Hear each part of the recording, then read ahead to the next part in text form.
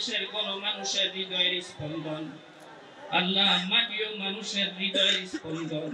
আল্লাহ এই দেশে যার আত্মত্যাগ, কুরবানি, অকৃত্রিম ভালোবাসা, প্রতিটা মানুষ আপ্লুত হয়ে আল্লাহ আজকে দোয়ার ইন্তজাম করেছেন মাওলা। আল্লাহ তিনি ভীষণ অসুস্থ, মুমূর্ষু অবস্থায় আছেন। জিন্দা মুর্দা বংশধর সবাইকে মাফ করে দেন।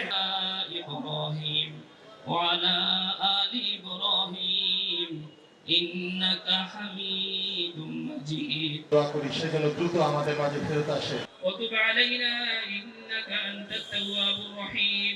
سبحان ربك رب العزة عما يصفون وسلام على المرسلين والحمد لله رب العالمين. নতুন এবং ফিরে আসা গ্রাহকদের জন্য নগদে চলছে ক্যাশব্যাক সহ প্রতিদিন হাজারো উপহার জেতার সুযোগ। হবে আশা আর ফেরা, সারপ্রাইজ সেরা। ইতিহাসে এক অনবদ্য নেতৃত্বের নাম, যিনি এদেশের গণমানুষের প্রতি তার অকৃত্রিম ভালোবাসা, রাষ্ট্রের প্রতি তার আত্মত্যাগ এবং প্রেম তাকে তার সম্মানের শীর্ষ চূড়ায় পৌঁছাইছেন। উনি হচ্ছেন বাংলাদেশের সবচেয়ে জনপ্রিয় ব্যক্তি, বাংলাদেশের ঐক্যের প্রতীক।